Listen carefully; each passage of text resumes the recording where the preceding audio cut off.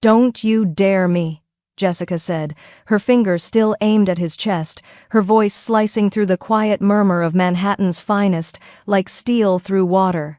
"I've had the absolute worst week of my life and I'm not afraid of you."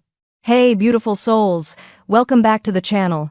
Before we dive into this absolutely wild story, I need to know, where in the world are you watching from? Drop your city or country in the comments below.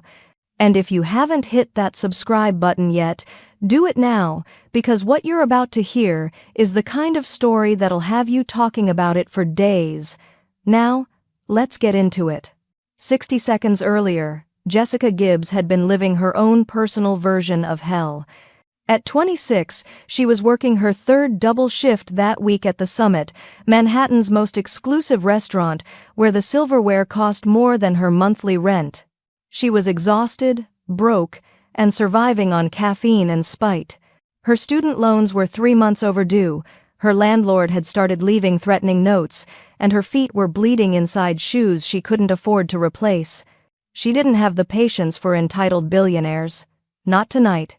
So when the man at table 7 snapped his fingers at her, actually snapped them like she was a trained pet, and then had the audacity to demand she bring him a bottle of champagne that wasn't even on the menu, while adding, "And make sure you smile, Bambina. You look far too serious for such a pretty face." Something inside Jessica Gibbs shattered. Not broke. Shattered. Like the champagne flute she'd been gripping so hard it cracked in her hand. She'd turned slowly, deliberately, the broken glass still in her palm, a thin line of blood trailing down her wrist. Every eye in the restaurant tracked her movement. "Excuse me?" she'd said, her voice dangerously calm. Celso Loggia looked up from his phone. At 34, he was the kind of handsome that felt like a threat, sharp cheekbones, dark eyes that could strip a person down to their secrets, an Italian accent that turned every word into velvet-wrapped steel. His black suit was immaculate, his presence suffocating. The 2 men flanking his table looked like they bench-pressed cars for fun. He smiled. It didn't reach his eyes. "I said, bring me the Cristal Brut 2013. And smile. Is that too complicated for you to understand?" Jessica set down the broken glass very carefully on his table, right next to his $3,000 watch. "Let me explain something to you," she said, leaning in close enough that she could smell his expensive cologne mixed with danger. "I'm not your Bambina. I'm not your pet. I'm a human being who's been on her feet for 14 hours, serving people who think money makes them gods. So here's what's going to happen. You're going to speak to me with basic human respect, or you're going to get the hell out of my section." The restaurant didn't just go quiet. It went silent in that way that feels like the air has been sucked out of the room. Someone's fork clattered to their plate. In the kitchen, she could hear the chef whisper, "Oh my God. She doesn't know." Celso Loggia stood up slowly. He was tall, easily 6'3", and everything about him radiated coiled violence. When he took a step toward her, she heard the bartender gasp. "Do you have any idea?" he said, his voice soft as a blade being drawn from its sheath. "Who you're speaking to?" Jessica tilted her chin up. "Should I care?" His jaw tightened. "You should." "Well, I don't. And you know what else?" She jabbed her finger into his chest, actually touched him, which made both bodyguards reach for their jackets. "Don't you dare me. I've had the absolute worst week of my life. I'm not afraid of you, your bodyguards, or whatever crime family you're probably running out of this place. If you think I'm going to bow and scrape because you've got money and probably several felonies, you picked the wrong waitress on the wrong damn night." For 5 eternal seconds, Celso Loggia just stared at her. She watched something flicker behind his eyes, surprise, maybe, or curiosity. Then his expression smoothed into something cold and calculating. "You're fired," he said simply. "You can't fire me. You're a customer." "I'm not a customer." He adjusted his cufflinks with deliberate precision. "I'm the owner. As of 2 weeks ago, I own the Summit and 4 other establishments in Manhattan. So yes, Jessica, I can fire you." He pulled out his phone, never breaking eye contact with her, and pressed a single contact. "Marco." "Yes." I need you to handle something. His voice was casual, almost bored. Jessica Gibbs, I'm sending you her information now. I want her name flagged at every restaurant, hotel, catering company, and hospitality business we have connections with in the city. Blacklist, effective immediately. Jessica's blood ran cold. You can't. I just did. He ended the call and glanced at his watch. You have 60 seconds to collect your things and leave before I have you escorted out. And Jessica? He leaned in close, his voice dropping to a whisper that somehow felt more threatening than any shout. Manhattan is a small island, smaller when you know the right people. Or, in your case, when you've insulted the wrong one. Good luck finding work serving coffee, let alone champagne. The words hit like a physical blow. The floor seemed to tilt beneath her feet. He wasn't just firing her, he was destroying her entire career with one phone call. Every door in the industry would slam shut. Every application would be mysteriously rejected. She'd be unhireable. But even knowing that, even feeling the panic starting to claw up her throat, she couldn't make herself apologize. Her pride was all she had left, the only thing that had kept her going through foster care, through nights sleeping in her car during college, through every humiliation this city had thrown at her. Fine, she said, yanking off her apron and throwing it on his table. But for the record, you're still an ass. And one day you're going to regret this. I doubt that, Celso replied, but there was something unreadable in his expression as he watched her. Jessica walked out with her head high, past the shocked diners, past the terrified staff, out into the Manhattan night, where she had no job, no prospects, no future in the only industry she knew, and approximately $47 in her bank account. What Jessica didn't know, what she couldn't possibly know, was that Celso Loggia was still watching her through the window, his expression unreadable, his mind already working on a plan that would change both their lives forever. Because in his world, people who showed that kind of fearless courage either ended up dead or became invaluable. And Celso Loggia had just decided which category Jessica Gibbs belonged to. 3 days later, when Jessica's phone was disconnected, her rent was overdue, and she'd been turned down from every single job she'd applied to, with no explanation given, she'd find herself staring at a business card that had been slipped under her apartment door. It simply read, Celso Loggia, with a phone number, and on the back, in elegant handwriting, call me when you're ready to stop being proud and start being smart. 3 days felt like 3 years. Jessica sat on the floor of her basement apartment in Queens, surrounded by rejection emails she'd printed out, just to prove to herself this was really happening. 23 applications. 23 variations of, we've decided to pursue other candidates, or the position has been filled, or her personal favorite, complete radio silence. She'd tried everything. Coffee shops in Brooklyn, a diner in the Bronx, even a hotel in New Jersey that required 2 subway transfers and a bus. The manager had looked at her resume, made one phone call, and suddenly remembered they weren't hiring after all. Celso Loggia's blacklist was real. And it was absolute. Her phone, the prepaid one she'd bought after her regular service got cut off, sat on the cracked linoleum like an accusation. Next to it, the business card. White, expensive paper, elegant script, a phone number that felt less like a lifeline and more like a noose. Call me when you're ready to stop being proud and start being smart. Bastard, Jessica muttered, but her voice cracked on the word. Her landlord had taped an eviction notice to her door this morning. Bright orange, impossible to miss. She had 72 hours to come up with $3,400 in back rent or she'd be on the street. Her bank account currently contained $31.17. Her student loan payment, already 2 months overdue, was threatening legal action. The collection agency called 6 times a day on her old number, which was probably why they'd finally disconnected it.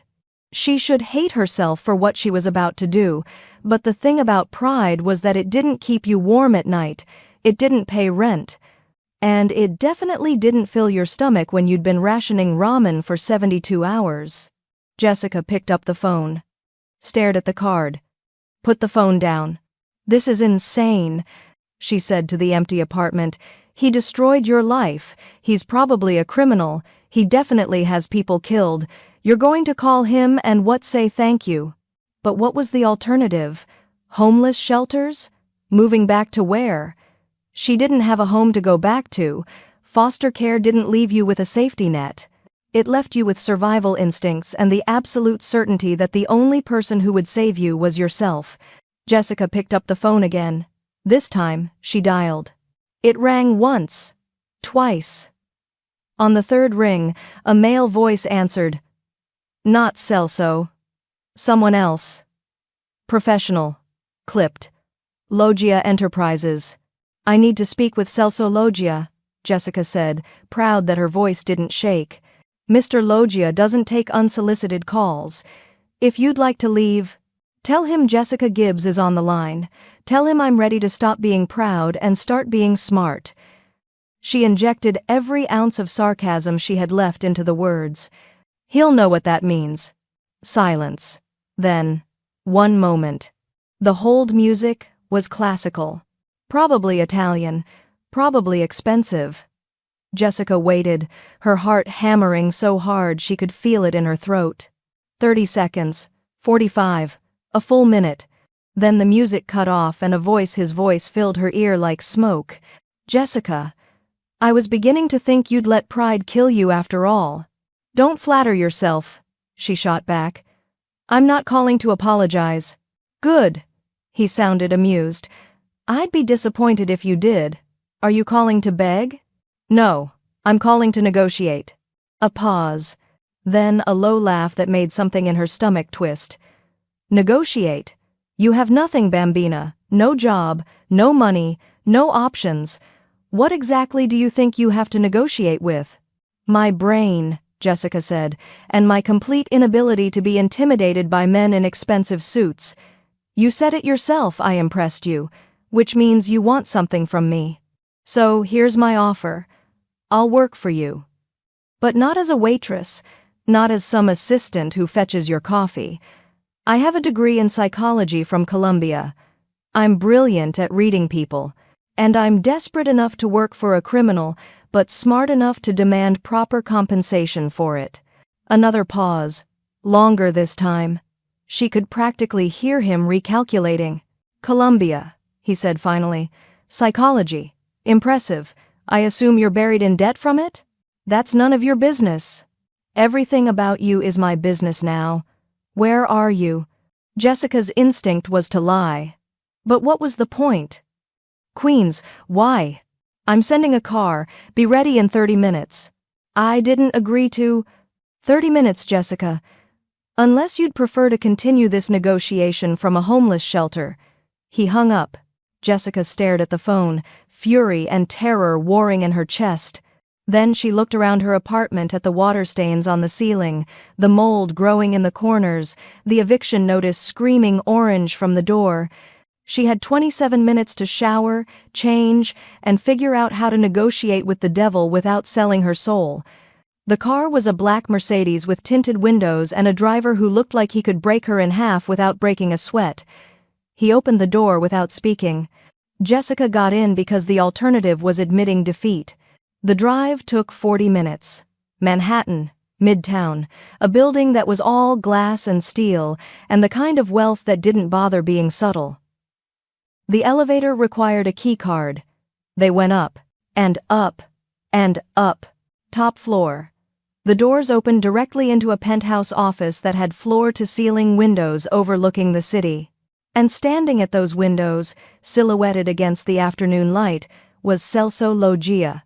He turned when she entered, still devastatingly handsome, still radiating danger. But this time, she noticed other things. The exhaustion around his eyes, the tension in his shoulders, the way his jaw was set like he was bracing for battle.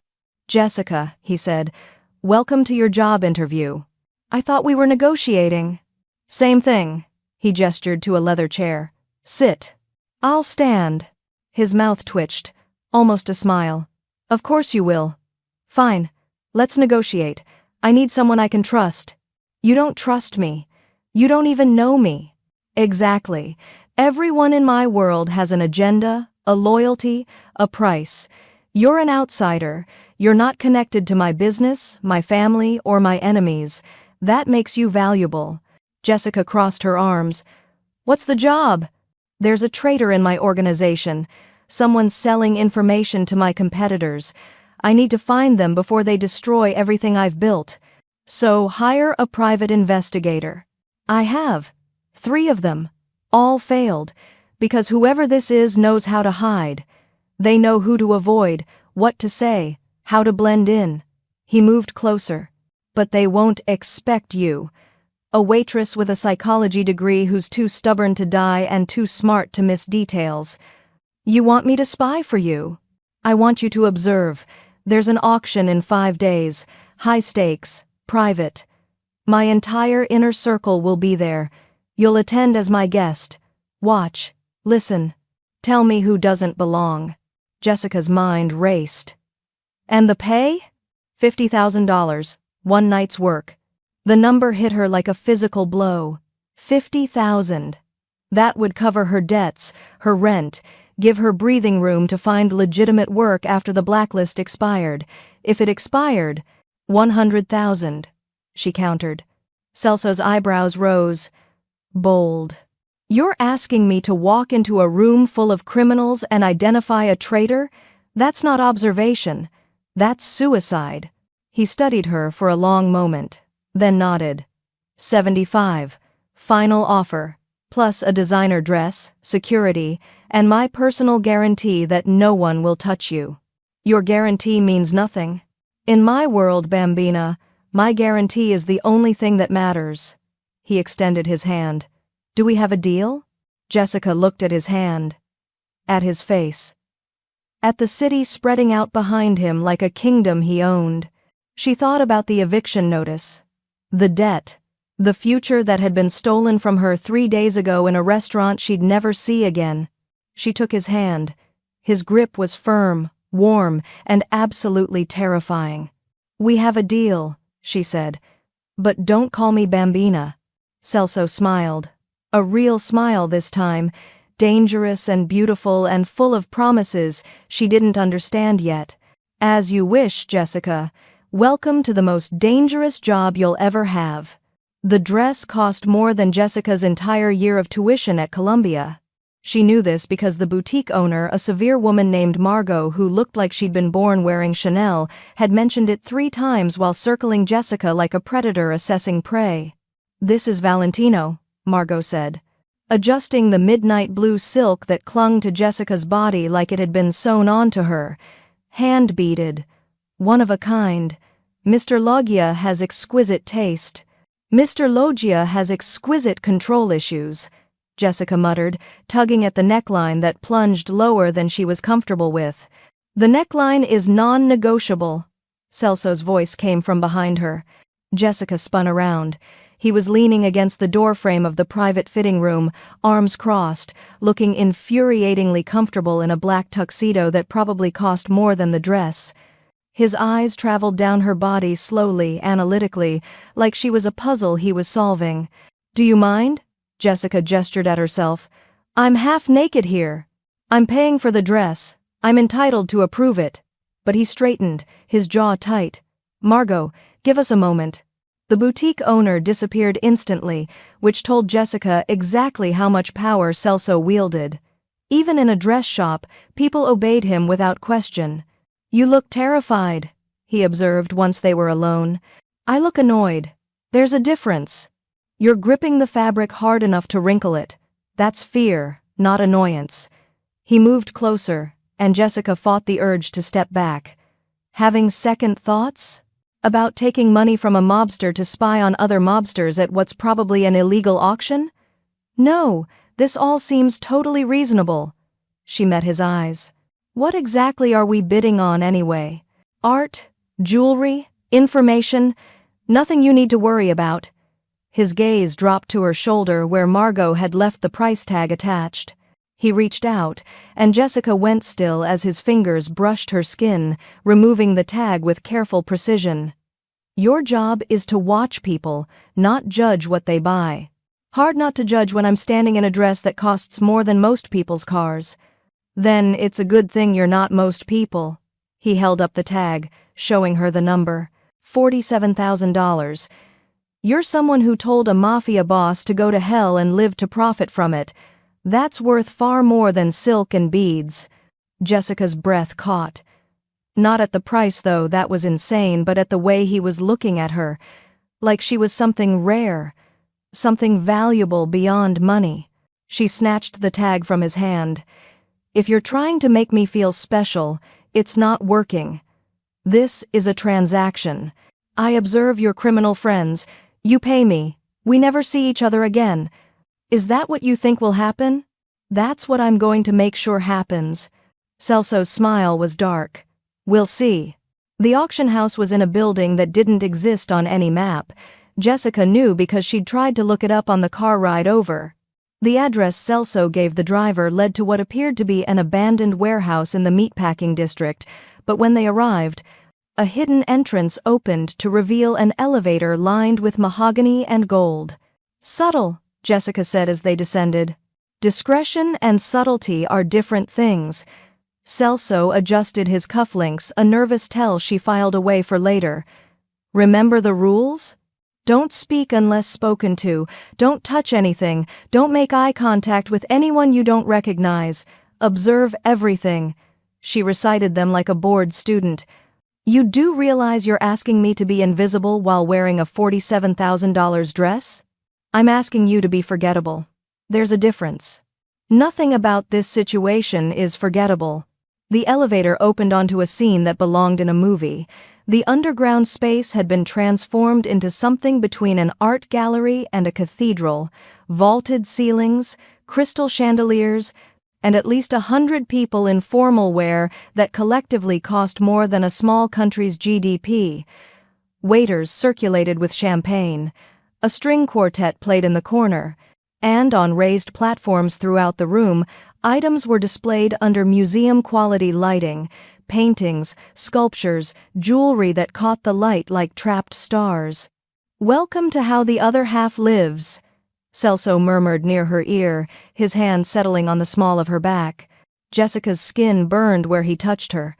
"The other half? You mean criminals?" "I mean people who understand that laws are suggestions for those who can't afford to ignore them." He guided her forward, and she was suddenly aware of every eye in the room tracking their movement. "Smile, Jessica. You're supposed to be enjoying yourself. I'm supposed to be working. Do both."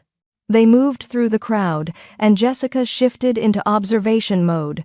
A gray-haired man in the corner kept checking his phone, nervous energy, possibly expecting bad news. A woman in red laughed too loudly at her companion's jokes, performing "not genuine." Two men by the bar kept their backs to the wall, eyes constantly scanning security, either Celso's or someone else's. "The man at 9 o'clock, Jessica said quietly. "Older, expensive suit, keeps touching his wedding ring. He's uncomfortable being here." Celso didn't turn to look. "Marco Santini. He's always uncomfortable. His wife thinks he's at a business conference." "The blonde woman near the Rothko?" "Irina Volkov. Russian, art dealer, legitimate, surprisingly." "The bartender." This time Celso did glance over. "What about him?" "He's not actually making drinks. He's watching that table in the corner, the one with the 3 men who haven't bid on anything yet." Jessica took a champagne flute from a passing waiter, using it as a prop. Either he's security pretending to be staff, or he's exactly what I'm looking for. Celso's hand tightened on her back. "Explain." "He's memorizing conversations. Look at his eyes, they're tracking lip movements, not drink orders. And he's positioned himself at the only point in the room where he can see both exits and the main floor." She took a sip of champagne, mainly to calm her nerves. "Plus, he keeps checking his watch. He's either expecting something to happen, or he needs to report in soon." "Dio," Celso breathed. "You've been here 10 minutes. You hired me to observe." "I'm observing." Jessica turned to look up at him and found his face inches from hers, his dark eyes intense with something that wasn't quite admiration and wasn't quite hunger. It was both. What? Nothing. He stopped himself, jaw working. You're very good at this. At reading people? I had a lot of practice surviving people who wanted to break me. The words came out more honest than she intended. When you grow up in the system, you learn fast who's dangerous and who's just pretending to be. And which am I? Jessica held his gaze. Both. You're actually dangerous, but you're pretending you don't hate it. Something flickered across his face. Surprise, maybe pain. His hand moved from her back to her wrist, circling it gently, his thumb finding her pulse point. Your heart is racing. That's fear. No, he said softly. That's the same thing I'm feeling right now. The air between them felt electric, dangerous. Jessica knew she should step back, put distance between them, remember this was a job. But his touch was warm, and something in his eyes made her feel seen in a way she'd never experienced. Mr. Loggia! A voice cut through the moment. They both turned to find a tall man in a silver suit, his smile too wide, his eyes too calculating. I didn't expect to see you here tonight. Celso's entire demeanor shifted cold, controlled, dangerous. His hand dropped from Jessica's wrist but moved to her waist, a possessive gesture that made the other man's eyes narrow. Dimitri, Celso said, I didn't expect to see you breathing. Last I heard, you owed the Bratva $3 million. Jessica filed the name away. Dimitri. Russian, probably. In debt. Definitely nervous, despite the smile. All sorted, Dimitri said, but his hand twitched. Who's your lovely companion? None of your concern. Come now, Celso, we're all friends here. We've never been friends. The tension was sharp enough to cut. Jessica felt Celso's fingers press into her waist, a warning or a reassurance, she wasn't sure which. Then the lights dimmed, and a voice announced the auction was beginning.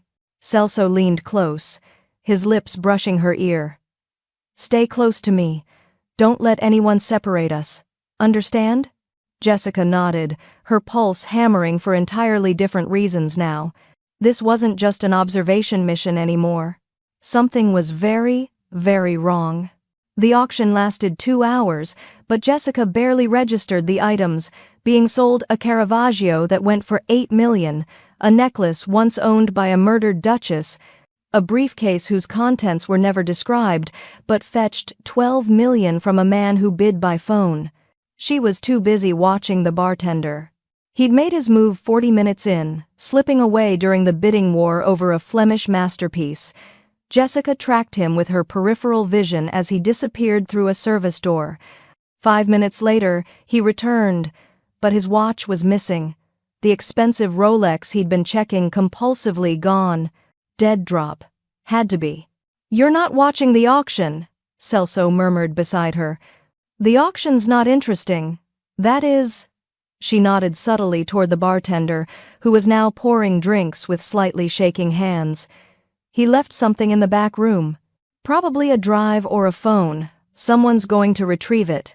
Celso went very still. You're sure? Watch. Someone will find an excuse to go through that door in the next 10 minutes. They didn't have to wait that long. 7 minutes later, a man Jessica had noticed earlier, mid-50s, distinguished, the kind of face that belonged on corporate boards, excused himself from his table and headed toward the restrooms. But he took a wrong turn. Deliberately. Straight through the service door. Santo cielo, Celso breathed. That's Vincent Caruso. Friend of yours? My father's oldest associate. He's been with the family for 30 years. His voice had gone flat, emotionless, the tone of someone forcing control. Are you certain? Watch when he comes back. He'll have the watch or whatever was in it. 3 minutes later, Vincent returned. His hands were empty, but his jacket pocket bulged slightly where it hadn't before. Celso's jaw tightened until Jessica could see the muscle jump. I need to leave. Now. The auction's not over. Now, Jessica. He took her elbow, guiding her through the crowd with barely controlled urgency.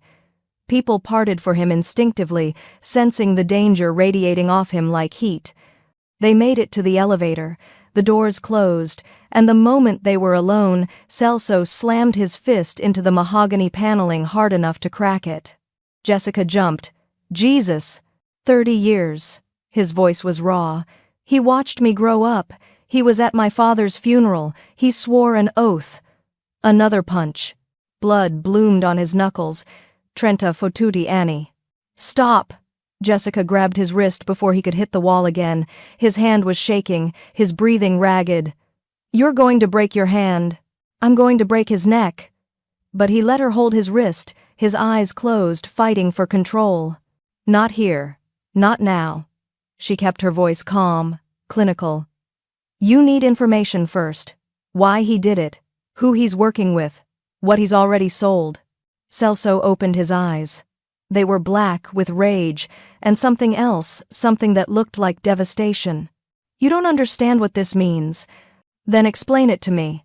He took her to his penthouse, the same one where they'd negotiated her contract, but it felt different now, less like an office, more like a refuge. Floor-to-ceiling windows showed Manhattan glittering below them like scattered diamonds. Celso poured himself 3 fingers of scotch and downed it in one swallow, then poured another. You should probably slow down, Jessica said. You should probably mind your own business. You made this my business when you hired me. She took the glass from his hand before he could drink. Talk to me. Why does Vincent's betrayal hurt this much? Because he knows things that could destroy everything. Celso moved to the windows, his back to her. My operation, my legitimate businesses, my family's history, every secret we've buried. That's practical. That's not personal. Jessica set down the glass and moved closer. Why does this feel like more than business? His shoulders tensed. Leave it alone, Jessica. No. She came to stand beside him, close enough to see his reflection in the glass. His face was a mask of controlled pain. Something else is happening here, something you're not telling me. For a long moment, he said nothing. Then, quietly, his daughter's name was Sophia. The shift to past tense made Jessica's stomach drop. Was? She died 3 years ago. 16 years old. His voice was flat, dead. Human trafficking ring operating out of one of my warehouses.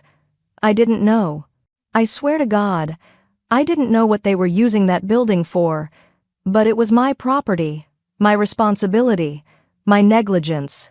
Jessica felt the air leave her lungs. Celso. By the time I found out, it was too late. Sophia had been taken, sold, transported. We tracked her to a ship headed for Dubai. His hands clenched into fists.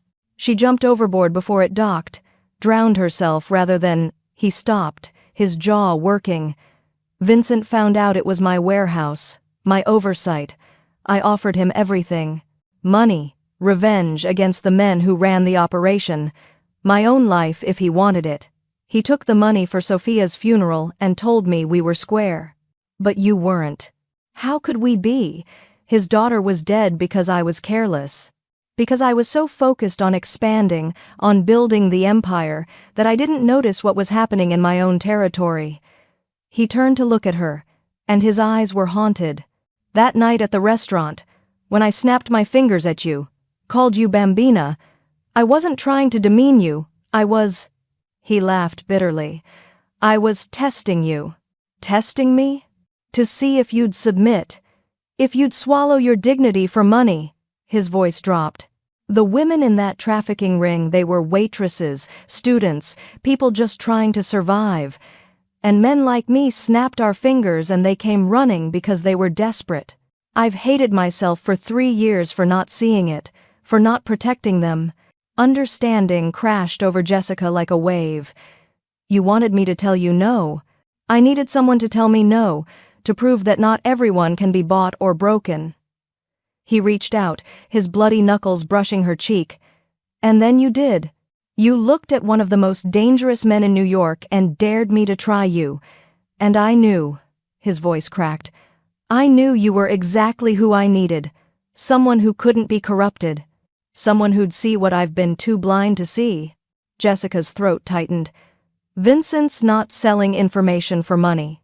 No.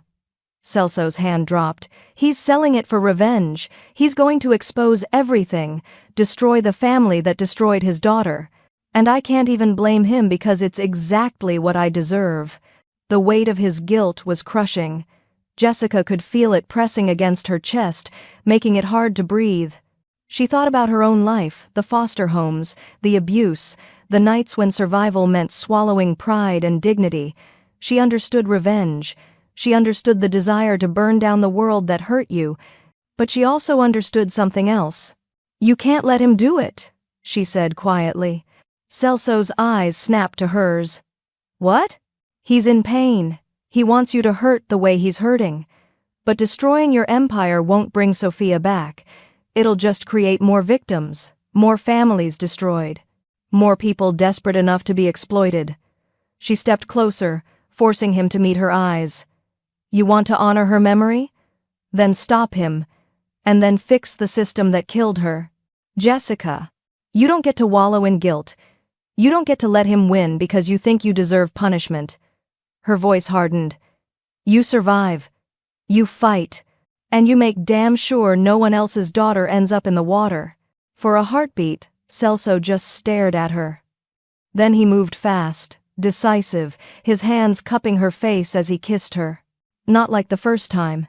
This was desperate, raw, full of 3 years of pain and guilt, and the sudden, overwhelming realization that he wasn't alone in it anymore.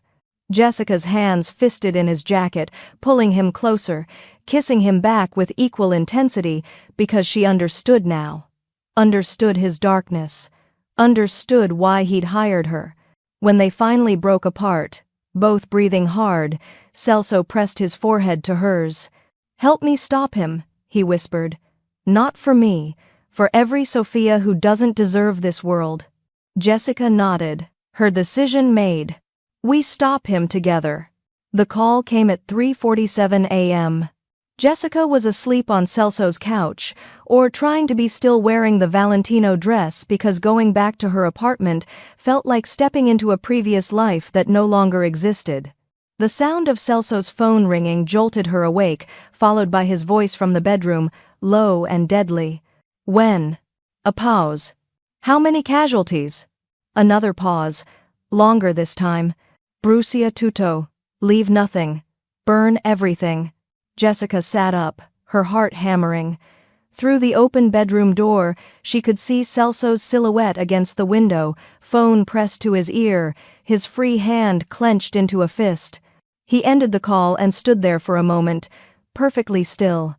Then he hurled the phone against the wall hard enough to shatter it. "Celso?" Jessica stood, moving to the doorway. He turned, and the look on his face made her blood run cold. Not anger. Something worse. Fear. "Vincent made his move," he said. "One of my warehouses, the legitimate one shipping operation, clean inventory, 23 employees." His voice was eerily calm. "Someone set a fire, locked the exits from the outside. They're saying 15 dead so far. More critical." Jessica's stomach dropped. Oh my God. It wasn't about the warehouse. It was a message. Celso moved past her into the living room, already pulling out a tablet from his safe. "He's telling me he'll burn everything I've built, everyone I employ. He's going from espionage to open warfare. Can you trace it back to him?" "He's too smart for that. The accelerant will be common. The locks will be untraceable. Even if I know it's him, I can't prove it." He pulled up security feeds, his fingers moving rapidly across the screen. "But he's not done. This is just the beginning." Jessica watched the footage, flames consuming the building, firefighters arriving too late, people being carried out on stretchers. "What's his endgame?" "Me. Dead or destroyed, doesn't matter which." Celso's jaw tightened. "He'll leak information to my rivals, to the FBI, to anyone who'll listen. He'll sabotage operations, and he'll kill anyone close to me until I'm completely isolated." He looked up at her, and his eyes were haunted. "Which means you need to leave, now." "Excuse me? I'm putting you on a plane to somewhere he can't find you. Switzerland, maybe. The Caymans. You'll have security, money, everything you need until this is over. Jessica laughed a sharp, incredulous sound. Are you insane? I'm trying to keep you alive. I didn't take this job to quit before the final curtain, boss. She crossed her arms. You hired me to find the traitor. I found him. Now you need me to help stop him. Jessica. No, listen to me. She moved closer, forcing him to meet her eyes. Vincent knows you. He knows how you think, how you operate, who your people are, but he doesn't know me. I'm not part of your world. I'm not predictable. That makes me the only advantage you have. It also makes you a target. I've been a target my entire life. Foster care, abusive boyfriends, poverty, I'm still here. I survived all of that. I can survive this. Celso's control was fracturing. She could see it in the way his hands shook, the way his breathing had gone shallow. You don't understand what you're saying. Vincent won't just kill you. He'll make it hurt. He'll make me watch. He'll use you to break me. Then don't let him. Jessica grabbed his face, forcing him to focus. You said you needed someone who couldn't be corrupted. Someone who'd tell you the truth. Here's the truth. If you send me away, you lose. Because you'll be so busy trying to protect me that you won't see the next attack coming. But if I stay, if we work together, we might actually survive this. Might. His voice was raw. That's not good enough. It's all we've got. For a long moment, they stood there, inches apart, the weight of the decision hanging between them. Then Celso's hand came up to cover hers, where it rested against his cheek. If something happens to you, it won't.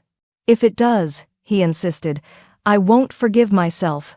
I'll burn the whole city down. Do you understand? There won't be anything left. Jessica felt something crack open in her chest. No one had ever cared about her survival like this. No one had ever looked at her like she was worth burning the world for. Then, we make sure nothing happens to either of us, she said quietly. Celso pulled her closer, his forehead pressing against hers. Why won't you run? Any sane person would run. I stopped being sane the moment I told a mafia boss to go to hell. She smiled despite everything. Besides, you're paying me $75,000. I don't quit jobs that pay that well. He laughed, a broken, desperate sound. You're insane. So are you. That's why this works. His hands moved to her waist, holding her like she was the only solid thing in a collapsing world. I can't lose you. Not after... He stopped himself. After what? After finally finding someone who sees me, not the boss, not the criminal, not the monster, just me. His voice dropped to a whisper. You're the only person who's looked at me in 3 years and seen something worth saving. Jessica's throat tightened. She thought about her own life, how invisible she'd been, how many times she'd been looked through instead of seen. And here was this dangerous, complicated man telling her that she mattered, that her existence made a difference. You're not a monster, she said. Monsters don't feel guilt. They don't try to fix their mistakes. They don't, her voice caught. They don't care if waitresses live or die. Celso's hand came up to cup her face, his thumb tracing her cheekbone. Promise me something. What? If it comes down to choosing between stopping Vincent and saving yourself, you choose yourself, always. Celso. Promise me, Jessica, please. She looked into his eyes and saw the fear there, the absolute terror of caring about someone in a world where caring was a death sentence. I promise, she lied, because they both knew the truth. They'd already chosen each other over survival. The moment she'd refused to leave, the moment he'd told her his darkest secret, they were in this together now, and neither of them was walking away. Celso kissed her again, slower this time. Less desperate, more deliberate. A vow sealed in contact, in shared breath, in the acknowledgement that they were probably going to die, but at least they wouldn't die alone. When they broke apart, his expression had shifted.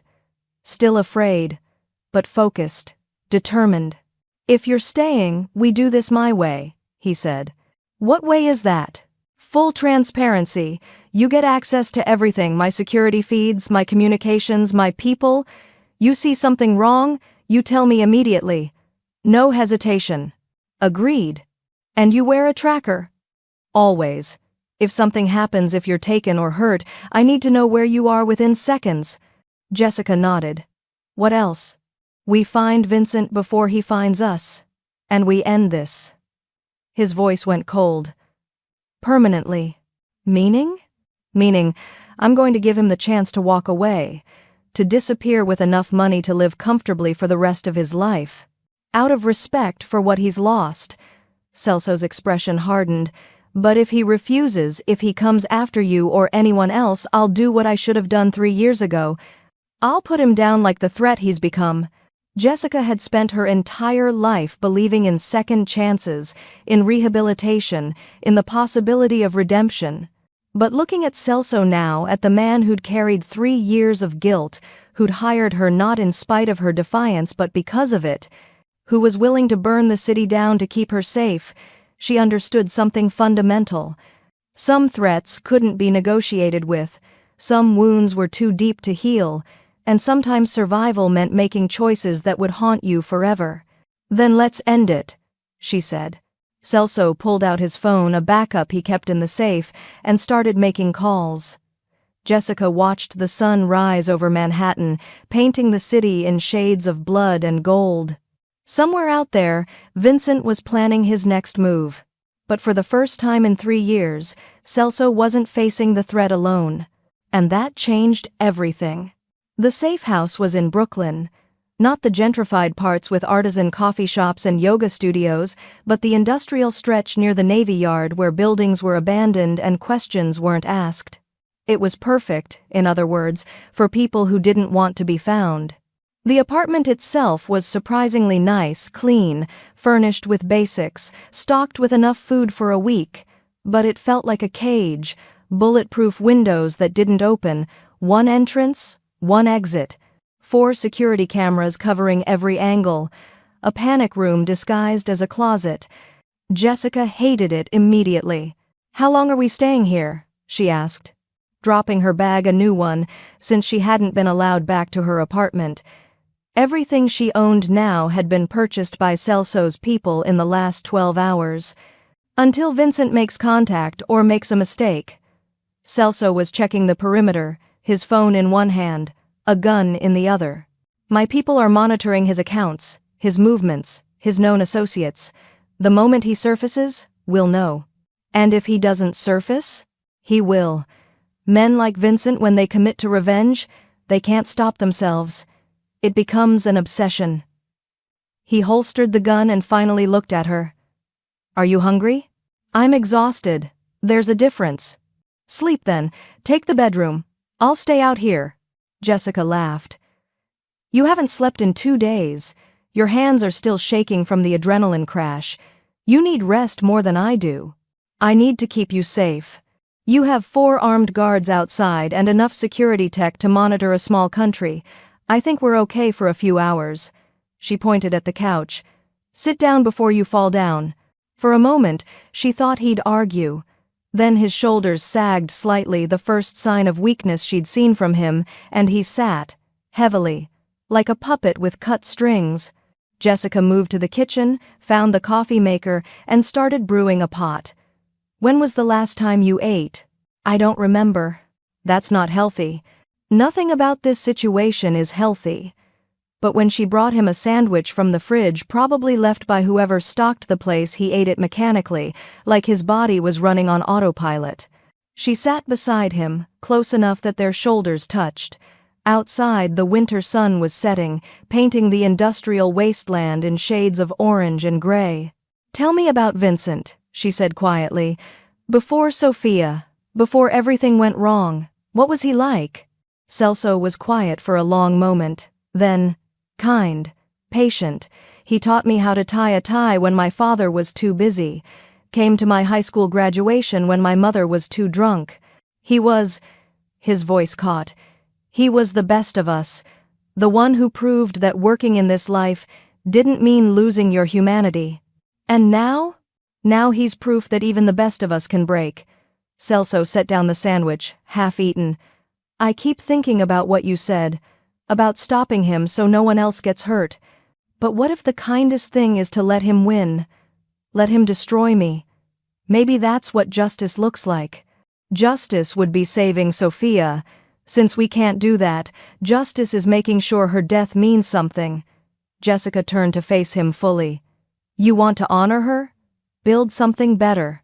Use your resources, your power, your connections to actually help people instead of just feeling guilty about failing them. You make it sound simple. It is simple. It's just not easy. She hesitated, then added, I used to think people like you were irredeemable, that once you crossed certain lines you couldn't come back, but maybe redemption isn't about erasing what you've done. Maybe it's about what you do next. Celso looked at her like she'd said something profound instead of just obvious. How are you this wise at 26? I'm not wise. I'm just tired of watching people destroy themselves over things they can't change. She stood, needing to move, to do something other than sit in the suffocating tension. I'm going to check the perimeter. Make sure your security team didn't miss anything. Jessica, they're professionals. So was I. Different skill set. She was already moving toward the windows, studying the sight lines, the escape routes, the structural vulnerabilities. That's when she noticed it. The fire escape outside the bedroom window rusted, unstable looking. Nothing unusual for an old Brooklyn building, but there was something off about the bolts securing it to the brick. They were newer than the rest of the structure, recently installed, but deliberately made to look old. Celso, she said slowly. Come here. He was beside her in seconds. What is it? That fire escape, does it show up on your security blueprints? He pulled up the schematic on his phone. Yes. Original to the building, 1970s construction. Those bolts aren't from the 70s. Look at the threading, it's modern, and the rust is surface level. Someone wanted it to look old, but they replaced it recently. Her heart was racing now. Why would someone replace a fire escape on an abandoned building and make it look decrepit? Celso's expression darkened. Because they want an entry point that looks too dangerous to use, something we'd dismiss as structurally unsound. But it's actually solid, which means this safe house isn't safe. He was already moving, grabbing his phone, issuing rapid orders. Marco, we're compromised, I need... The lights went out. Complete darkness. Then, a second later, emergency lighting kicked in, dim, red-tinted. Enough to see shapes but not details. Backup power, Celso said, his voice deadly calm. He had his gun out again. Jessica, get to the panic room. Now. What about... now? But before she could move, his phone buzzed. A text message. Celso read it, and the color drained from his face. What? Jessica demanded. He showed her the screen. Pier 47, 1 hour. Come alone or I start with your legitimate businesses, then your people, then your pretty waitress. V. It's a trap, Jessica said. Obviously. You can't go. I have to. Celso was already checking his weapon, his movements efficient and practiced. He's given me no choice. If I don't show, he'll burn everything I've built, everyone who depends on me for their livelihood. I won't let more people die because of my mistakes. Then I'm coming with you. Absolutely not. Celso. No. He grabbed her shoulders, his grip almost painful. This is not negotiable. You stay here. You lock yourself in the panic room. If I'm not back in 3 hours, you call this number. He pressed a card into her hand, and you disappear. New identity, new life, far away from New York, and everything connected to me. I'm not leaving you to die. You promised you'd choose yourself. Remember? His eyes were fierce, desperate. Keep that promise, Jessica, please. He kissed her hard, fast, final, and then he was gone, disappearing through the door with 3 of his guards, leaving one behind to ensure she stayed put. Jessica stood in the red emergency lighting, fury and fear warring in her chest. She'd lied about the promise, and she was about to prove it. 20 minutes later, Jessica emerged from the bathroom window, the one spot the remaining guard couldn't see from his position. The fire escape held her weight perfectly, just as she'd suspected. She left a note on the counter, knowing Celso would find it eventually. I didn't take this job to let you die alone. Also, you're not the only one who's good at traps. Try not to get shot before I get there. J. She'd memorized the address. Pier 47, abandoned shipping terminal on the East River. She had no weapon, no backup, and no plan beyond, don't let Celso die. But she'd spent 26 years surviving impossible situations. One more wouldn't kill her. Probably. Pier 47 looked like a graveyard for ships. Rusted containers stacked like crooked tombstones, cranes frozen mid-reach like skeletal hands, and everywhere the smell of salt water and decay. The kind of place where people disappeared, and no one asked questions. Jessica approached from the south side, keeping to the shadows between containers. She could see Celso's SUV parked near the main warehouse entrance, black, sleek, wrong for this environment. Bait, obviously. Vincent wanted Celso to know this was a trap, wanted him to come anyway. And he had. Because that's what guilt made you do. It made you walk into your own execution thinking you deserved it. Jessica crept closer, her heart hammering so hard she could feel it in her teeth. She had no weapon except a tire iron she'd grabbed from an abandoned car 3 blocks away. Against trained killers, it was basically useless. But she'd been useless before. She'd survived anyway. She made it to a vantage point behind a shipping container and peered around the edge. What she saw made her blood freeze. Celso was in the center of the warehouse floor, lit by a single overhead work light that turned everything into harsh shadows. He wasn't alone. 6 men surrounded him, armed, positioned at strategic points. And standing directly in front of him, looking 20 years older than his photograph, was Vincent Caruso. "You came," Vincent said. His voice carried in the empty space, tired, bitter, broken. "You knew I would." Celso's hands were visible, empty, surrendering. "I'm sorry, Vincent. For Sophia. For everything. I've been sorry for 3 years. Your sorry doesn't bring her back. No, nothing brings her back, but killing me won't either." "Maybe not." Vincent pulled out a gun, casual, practiced. "But it'll make me feel better." Jessica's hand tightened on the tire iron. She needed a plan. Then she noticed it. The electrical panel on the far wall, half hidden behind debris. The same type of panel she'd seen in 1,000 restaurant kitchens, 1,000 basements, 1,000 places where the infrastructure was old and dangerous and held together with hope and violations of building codes. The same type that had a master shutoff that, if triggered incorrectly, would cause a cascading failure in the emergency lighting system. She'd seen it happen once when a cook had grabbed the wrong switch during a power outage. Every alarm in the building had gone off. Simultaneously fire, security, everything. Complete chaos for 90 seconds until someone figured out the reset sequence. 90 seconds might be enough. Jessica moved, staying low, circling around to reach the panel. Her hands were shaking so badly she could barely grip the tire iron. "I loved you like a son," Vincent was saying, and his voice cracked. "When Sophia died, I thought about killing you then. Would have been cleaner. Faster, but I wanted you to suffer first. Wanted you to lose everything like I lost everything. Then do it," Celso said quietly. "I'm not going to fight you. You've earned this." "No!"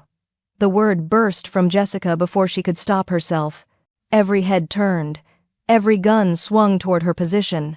"Jessica?" Celso's voice was raw with horror. "What are you—" "Sorry, boss," she called out, then slammed the tire iron into the electrical panel with everything she had. "But I don't quit before the final curtain." The panel exploded in a shower of sparks. For 1 perfect second, nothing happened. Then every alarm in the terminal went off at once. Fire alarms, security alarms, emergency lights strobing red and white. The sound was deafening, disorienting, turning the warehouse into a hellscape of noise and chaos. Vincent's men spun, trying to locate the threat, their training warring with confusion. And in that moment of distraction, Celso moved. He was on the nearest gunman before the man could react, disarming him with brutal efficiency and using his body as a shield. 2 shots fired wild, missing. Celso returned fire with the stolen gun, dropping one attacker, then another. Vincent was screaming something, but Jessica couldn't hear over the alarms. She saw him aim at Celso, saw his finger tighten on the trigger. She threw the tire iron. It wasn't a good throw, it wasn't even close to accurate, but it hit Vincent's shoulder hard enough to ruin his aim. The shot went wide, sparking off a metal beam. Then everything became violence. Celso's remaining guards burst through the entrances they'd been waiting for his signal, and the alarms had been close enough. Gunfire erupted from multiple directions. Jessica dropped behind a crate, covering her head, trying to make herself as small as possible. She heard footsteps. Heavy. Running toward her. She looked up and saw one of Vincent's men, his gun aimed directly at her face. His finger was on the trigger. She was going to die. Then Celso appeared behind him like a demon, his arm wrapping around the man's throat, twisting. There was a terrible crack. The man dropped. Celso grabbed Jessica, hauling her up, his hands running over her body, checking for wounds. "Are you hurt? Did they—" I'm fine. You're insane. You could have been killed." "So could you." She grabbed his jacket. "Where's Vincent?" Celso's expression darkened. He pointed. Vincent was on the ground 30 feet away, bleeding from his leg, one of Celso's guards standing over him with a gun to his head. The fight was over. Celso's men had won, but the look on Vincent's face wasn't defeat. It was relief. Celso approached slowly, his gun still drawn. Jessica followed, unable to stop herself. "Do it," Vincent said. Blood pooled beneath him, but his eyes were clear. "End it, please." Celso stood over him, the gun steady in his hand. For a long moment, no one moved. The alarms were winding down now, the emergency systems realizing there was no actual fire. The silence that followed felt heavier than the noise. "No," Celso said finally. Vincent's face crumpled. "Celso, you don't get the easy way out. You don't get to die and make me the monster you think I am." Celso lowered the gun. "You're going to live. You're going to prison, federal, clean, safe. And you're going to spend every day of your sentence in a cell I'm paying for, being protected by guards on my payroll, thinking about the fact that I didn't kill you. That I chose mercy when you chose murder." "That's not mercy," Vincent spat. "That's torture." "Yes," Celso agreed. "It is. But it's the torture you've earned. And maybe after 10 or 20 years, you'll understand that Sophia wouldn't have wanted this. Wouldn't have wanted you to become the thing that destroyed her." Vincent's sob was animalistic, broken. "You don't get to use her name. Neither do you. Not anymore." Celso turned to his guards. "Get him medical attention. Then call my attorney. I want him processed correctly. No disappearances. No accidents. This goes through the system." As they hauled Vincent away, still sobbing, Jessica stood frozen. The adrenaline was crashing, leaving her shaking and cold. She'd almost died. Celso had almost died. Everything had almost ended. But it hadn't. Celso turned to her, and the expression on his face was incandescent with fury and relief, and something that looked like worship. "You threw a tire iron at an armed man," he said. "It worked, didn't it? You could have been killed. So you keep saying—" Jessica's voice was shaking now, the fear finally catching up. "But I wasn't. We weren't. We—" He kissed her before she could finish, pulled her into his arms and kissed her like she was oxygen and he'd been drowning. His hands were in her hair, on her back, everywhere at once, confirming she was real and alive and whole. Jessica kissed him back with equal desperation, her fingers digging into his jacket, holding on like he might disappear if she let go. She tasted blood, his or hers. she didn't know, and salt from tears she didn't remember crying. When they finally broke apart, both breathing hard, Celso pressed his forehead to hers. "Don't ever do that again," he whispered. "Do what? Save your life? Scare me like that. I thought when I saw you..." His voice broke. "I thought I'd lost you before I ever really had you." Jessica's hands came up to cup his face, feeling the stubble, the warmth, the proof of survival. "You have me. I'm here. We're both here." "Jessica." "I know." She did know, could feel it in the way he held her, the way he looked at her. "Me too." Around them, his men were securing the scene, calling for cleanup crews, erasing evidence of what had happened here. But in this moment, none of that mattered. They'd survived. Together. And that changed everything. The penthouse felt different now, less like a fortress, more like a sanctuary. Jessica stood at the kitchen island, organizing the first aid supplies Celso's people had left. Her hands were still trembling aftershock from the adrenaline, from nearly dying, from watching Celso almost execute a man who'd been like a father to him. Behind her, she heard the shower turn off. A moment later, Celso emerged wearing only dark slacks, his chest bare, hair still damp. In the soft lighting, she could see the full map of his life written on his skin, old scars, new bruises, the evidence of a man who'd survived through violence. "Sit," she said, pointing to the bar stool. "I'm fine. You're bleeding through your shirt. You were bleeding through your shirt. Now you're just bleeding. Sit down." He obeyed, which told her exactly how exhausted he was. Celso Loggia didn't take orders from anyone, except, apparently, from her. Jessica moved behind him, assessing the damage. A gash on his shoulder blade, probably from when he'd used the container for cover. Bruised ribs, scraped knuckles. Nothing life-threatening, but enough to hurt. "This is going to sting," she warned, pressing an alcohol-soaked pad to the cut. He didn't flinch. "I've had worse." "That's not comforting." She worked in silence for a moment, cleaning the wound with careful precision.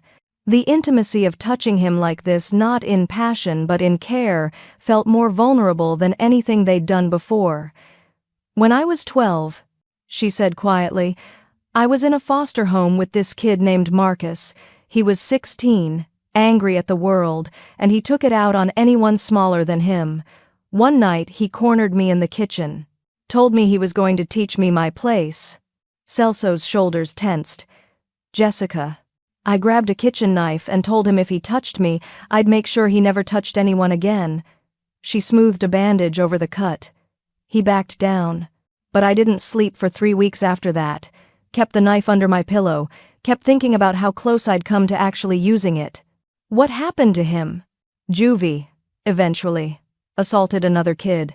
She moved around to face Celso, meeting his eyes. "My point is, I understand what you did tonight. Not killing Vincent when you had every reason to. That took more courage than pulling the trigger would have." Celso's hand came up to catch hers. "I wanted to kill him. Every instinct I have screamed to end it. End him. But you didn't. Because you were watching." His thumb traced circles on her palm. "Because you'd just risked your life to save mine, and I couldn't prove you wrong about me. Couldn't become the monster you'd decided I wasn't." Jessica's throat tightened. "I never thought you were a monster." "Yes, you did, that first night, when I fired you, when I blacklisted you. You thought I was exactly what I looked like, a cruel, entitled criminal who destroyed people for sport." He pulled her closer, positioning her between his knees. "And you were right. That's exactly what I was becoming. What I'd been for 3 years. Celso, let me finish." His voice was raw. "After Sophia died, after Vincent took the money and walked away, I convinced myself I deserved to suffer. So I made myself into something that would guarantee suffering. I treated people like property. I tested them, pushed them, waited for them to break so I could confirm that everyone was corruptible, that I wasn't uniquely terrible, the whole world was." Jessica's hands came up to frame his face. "And then I walked into your restaurant. And then you walked into my restaurant, he echoed. And I did what I always did, snapped my fingers, made a demeaning request, waited for you to submit. But you didn't. You got angry. You got brave. You looked at me like I was just a man behaving badly, not a monster you had to fear. His voice dropped to barely a whisper. And when you said, "Don't you dare me," I felt something I hadn't felt in 3 years. What? Hope. His eyes were bright with unshed tears. Hope that maybe there were still people in the world who couldn't be broken. That maybe I hadn't destroyed everything good by being careless. That maybe I could be something other than the guilt eating me alive. Jessica felt her own tears spilling over. You fired me. You ruined my life. I needed you desperate. Needed you to have no choice but to work for me. Because I knew the moment you walked out of that restaurant that you were the only person who could save me from myself. He stood, pulling her fully against him. I'm not a good man, Jessica. I've done terrible things. I'll probably do more terrible things before this life is over. But with you, his voice broke, with you I want to be better. Want to use this power, this money, this empire, for something that would make Sophia's death mean something. Then do it, Jessica whispered. We'll do it together. I don't deserve you. Probably not. But you're stuck with me anyway. She managed a watery smile. I didn't throw a tire iron at an armed man just to let you wallow in self-pity. Celso laughed a broken, beautiful sound. Then he kissed her, and it was different from every other kiss they'd shared. Not desperate, not passionate, just profound. A promise sealed in contact. When he pulled back, his eyes searched hers. Stay with me. Not for tonight, not for the job. Stay with me. As what? Your employee? As my partner. My equal.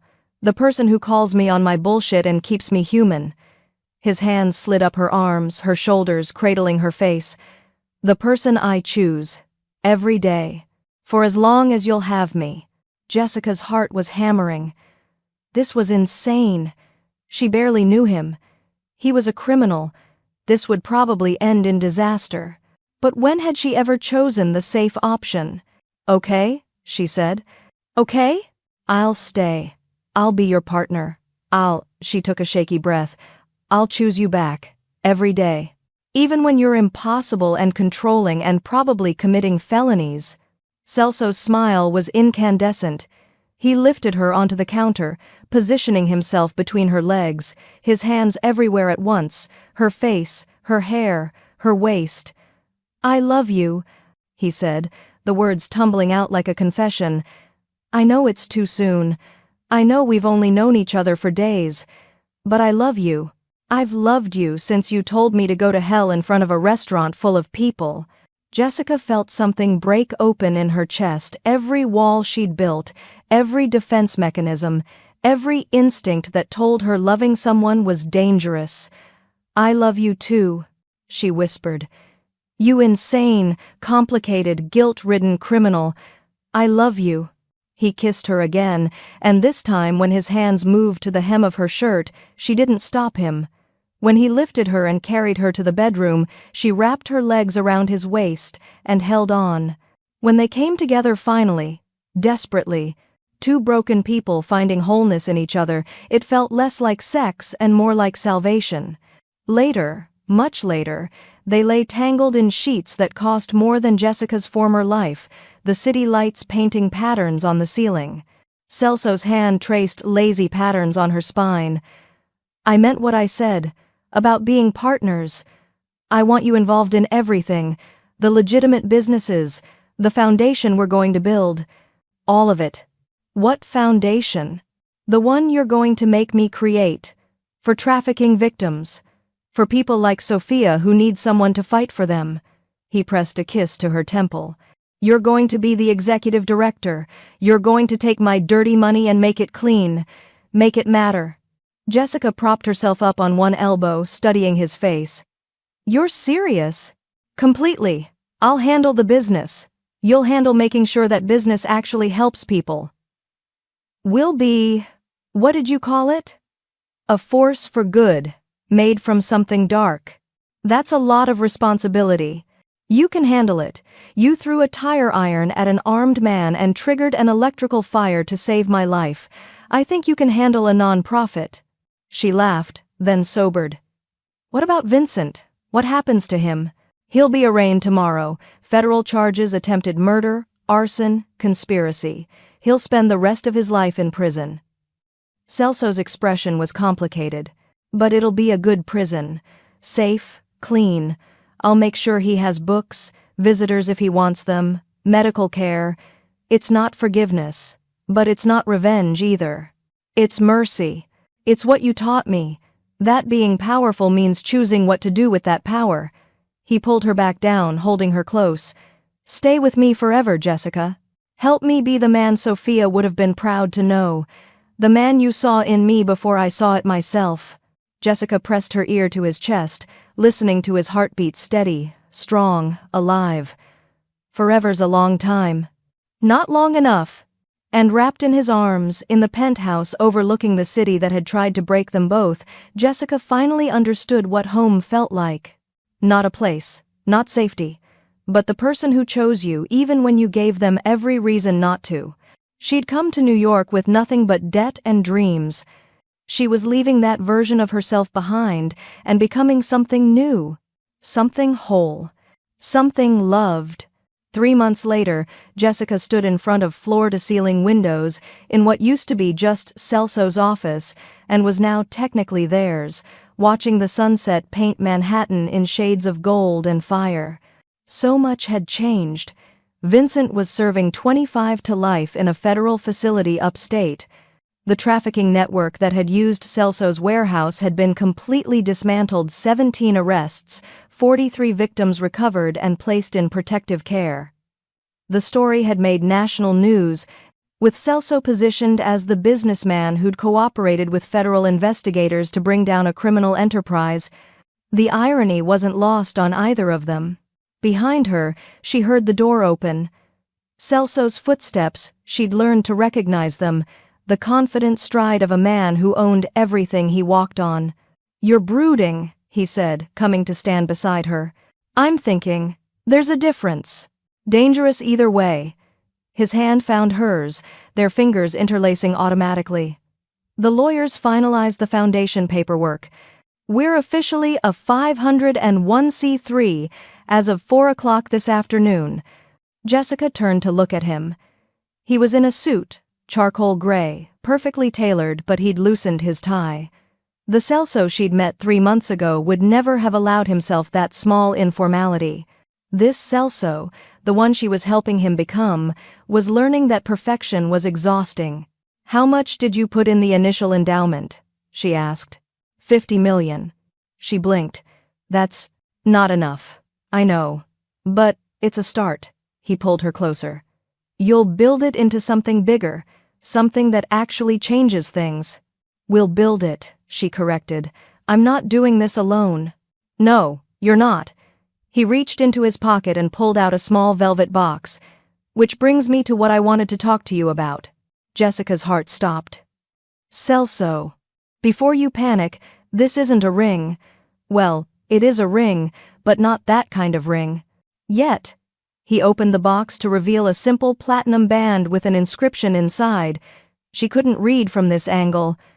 "I had this made for you. Read it." She took the box with shaking hands, tilting it to catch the light. The inscription read, "Co-Executive Director, Loggia Enterprises, Partner, Conscience, Light." "I don't understand," she whispered. "I'm making it official, not just the foundation, everything. The legitimate businesses, the real estate holdings, the investments." He turned her to face him fully. "I want you as my co-executive director. Equal authority, equal decision-making power. Your name on every contract, every deed, every board." "That's Celso, that's insane. I don't have experience running." "You have something better than experience. You have integrity, vision, the ability to see through bullshit and make people accountable." His hands framed her face. "I've spent 3 months watching you transform the foundation from an idea into something real. You've hired staff, built programs. created partnerships with organizations I didn't even know existed. You've done in 3 months what most people couldn't do in 3 years. That's different from running a business empire. Is it? You're managing budgets, negotiating with stakeholders, making strategic decisions that affect hundreds of people. He smiled. You're already doing the job, Jessica. I'm just asking you to make it official. To be my partner in everything, not just the parts that feel comfortable. Jessica looked down at the ring. It was beautiful, simple, elegant, powerful, the kind of jewelry that made a statement without screaming. What's the catch? She asked. The catch is that you'll be legally tied to me, to my empire, to everything I've built, both the legitimate parts and the complicated parts. His expression turned serious. I can't erase my past, can't pretend I'm not still connected to people and operations that exist in gray areas. If you do this, you're choosing to stand beside me knowing exactly what that means. I've been standing beside you for 3 months. This changes nothing except the paperwork. It changes everything. It means you're not just my girlfriend, you're my business partner, my co-conspirator, he took a shaky breath, my conscience and my light. The person who keeps me from becoming what I was before you walked into my life. Jessica felt tears prick her eyes. You can't put that responsibility on me. I'm not. You're exactly that. You always have been. He took the ring from the box and held it out. I'm not asking you to save me. I'm asking you to build something with me. Something that honors Sophia. That helps people like you, who survived systems designed to break them. That proves money and power can be used for more than just accumulating more money and power.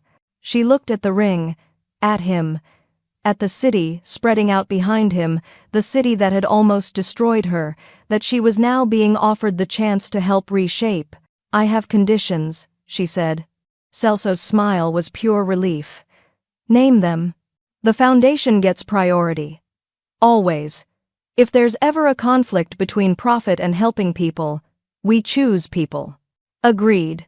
We establish a scholarship program, full rides to Columbia for foster kids who want to study psychology, social work, anything that helps them help others.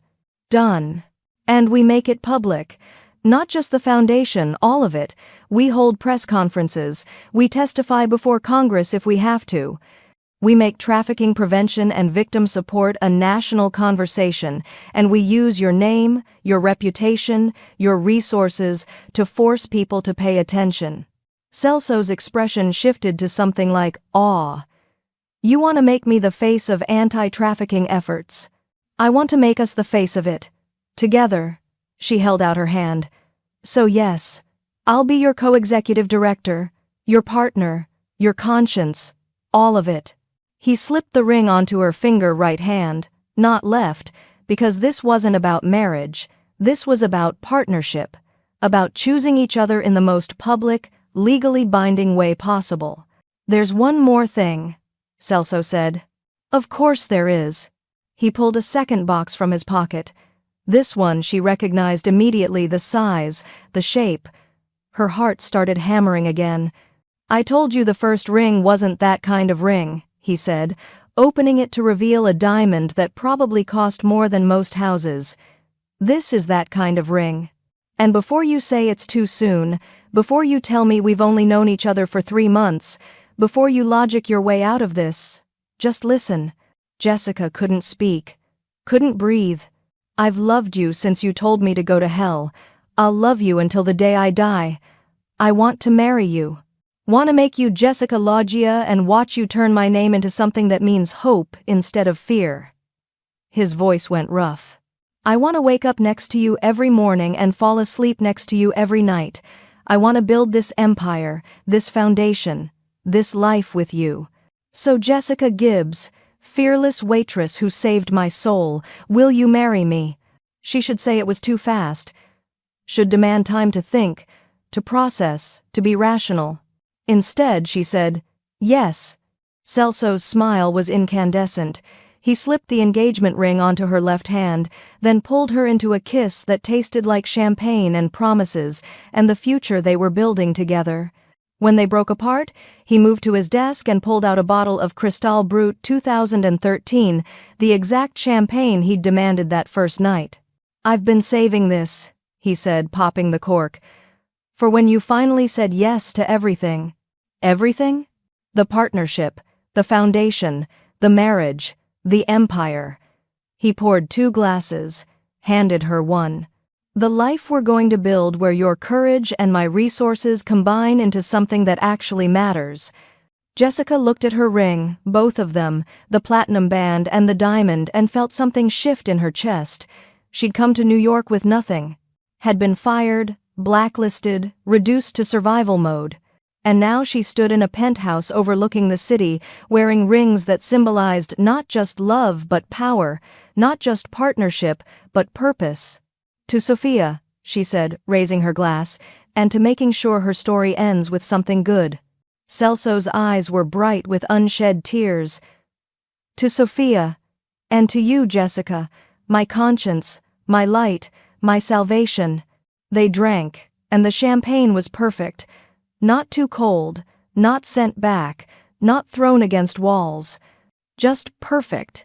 Later, as they stood at the windows watching the city light up like a constellation, Celso's arms around her waist, Jessica thought about the woman she'd been 3 months ago. Exhausted, broke, invisible. That woman would never have believed this was possible. But that woman had also dared a mafia boss to try her, had thrown a tire iron at an armed man, had chosen courage over survival, partnership over safety, love over fear. "What are you thinking?" Celso murmured against her hair. "That I should probably send a thank you note to my old manager." "For what?" "For not stopping you from firing me." She turned in his arms, smiling up at him. "Best thing that ever happened to me."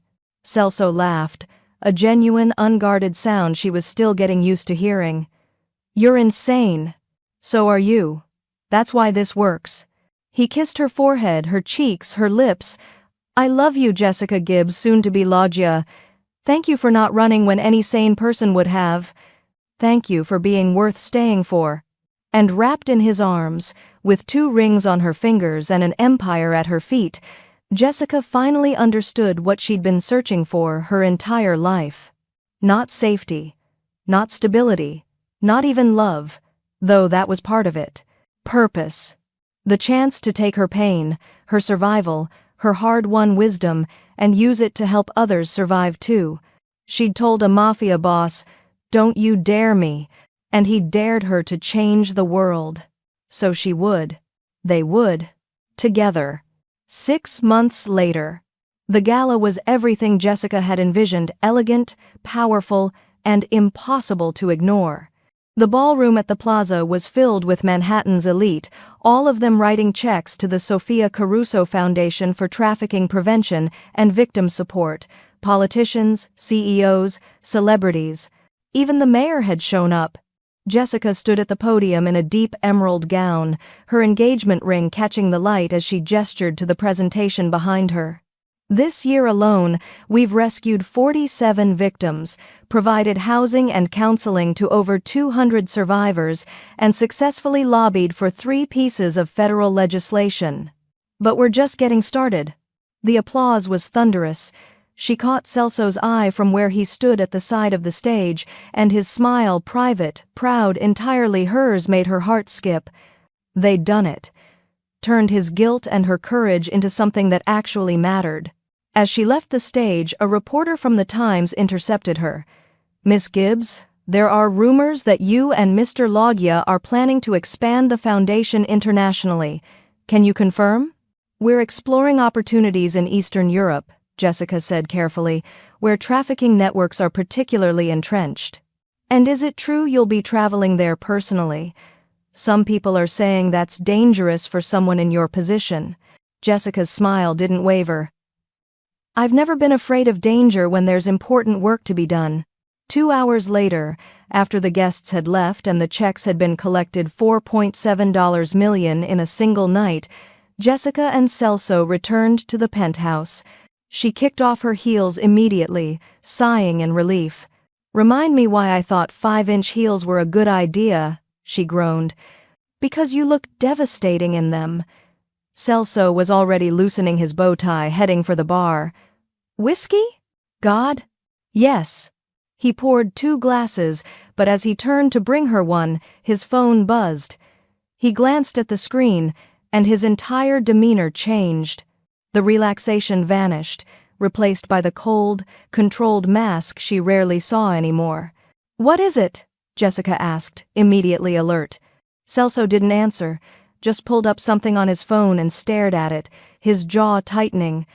"Celso, what's wrong?" He turned the phone to show her. It was a photograph, grainy, clearly taken from a distance. It showed a young woman, maybe 19 or 20, with dark hair and familiar eyes. She was chained to a radiator in what looked like an abandoned building, bruised, terrified, and she looked exactly like Sofia Caruso. Jessica's blood ran cold. "That's not possible. Sofia is dead." "I know." Celso's voice was flat. "I saw her body. I paid for her funeral. Vincent identified her." "Then who is this?" "I don't know." He swiped to the next image. It was a note, typed in simple text. "You took my daughter, now I have yours. Prague, 3 days. Come alone or she dies like Sofia should have, a ghost from your past." Jessica read it twice, her mind racing. "Vincent is in prison. This can't be." "It's not Vincent." Celso was already moving, pulling up encrypted files on his laptop. "Vincent only had 1 daughter, but the trafficking ring we dismantled, it was bigger than we thought. There were partners, people we never identified." His hands were shaking as he typed. "Someone thinks I have a daughter. Someone wants revenge badly enough to kidnap an innocent girl and send me to Prague. It's a trap. Obviously. You can't go."